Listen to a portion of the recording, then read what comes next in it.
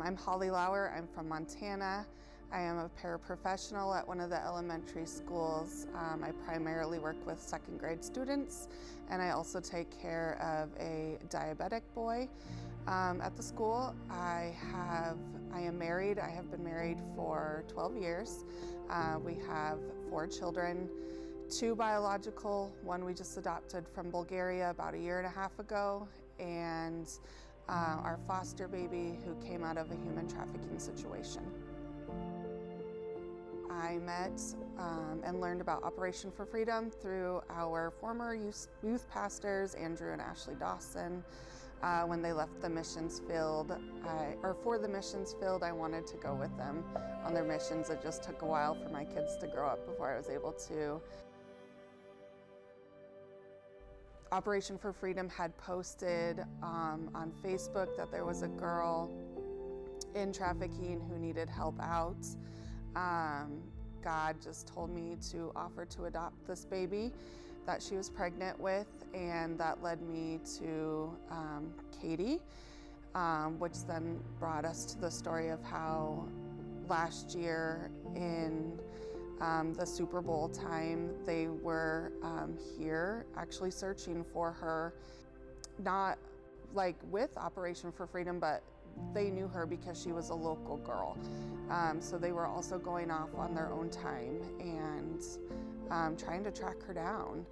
And so just being able to be a part of that also made me want to go on the missions trip. My husband was out of town on business in Bozeman, and that night I was scrolling through Facebook before bed and saw the post.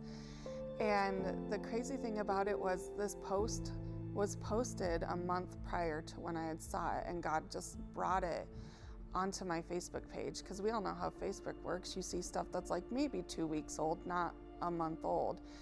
And I just heard God in my heart and my spirit say, after reading her post, that you should offer to adopt this baby. And I was like, you're crazy, God, but okay.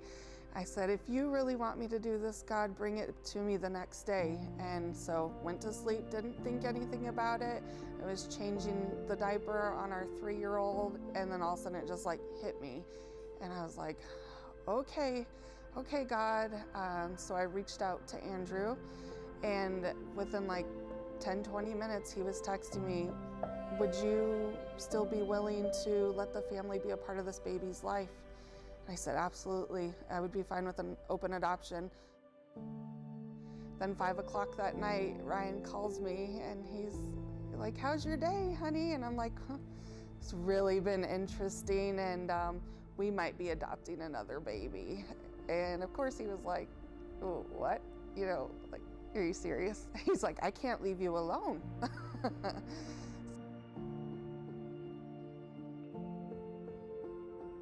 Our whole adoption story, it really started when I was 7, and God put it on my heart and I didn't know. I was too little to know. And then when Andrew came and talked to our church, I was 8 months pregnant with our daughter, and he said, pray to have God break your heart for what breaks his. And so I was like, okay, I'll go and do that. And I did that night, and I came out and I was like, Ryan, we're supposed to adopt. Like, God just totally brought it back to me. And Ryan's like, yeah, whatever, you're 8 months pregnant, whatever. And then, so we did our whole international adoption, and I just thought, I was gonna stop here. Like, we completed our mission. And then now we have baby M, and I'm like, okay, our mission wasn't complete, and God just put us on an even bigger path of adoption than I ever thought. So I guess my advice would be, 1, be obedient. Don't ever say no to what God's calling you to. And I thank God every day.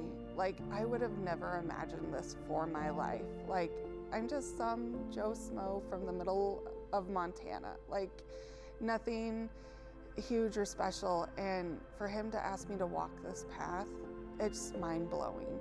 So you may think God has certain things planned for your life, But when you say yes to him, it's even bigger than what you could have ever expected. And like I was thinking about this today, like God had this planned for my life when he created this world.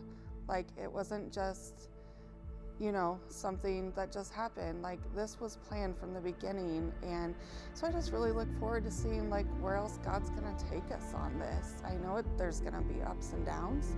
It's gonna be hard because nothing with Jesus is ever easy, but it's worth it.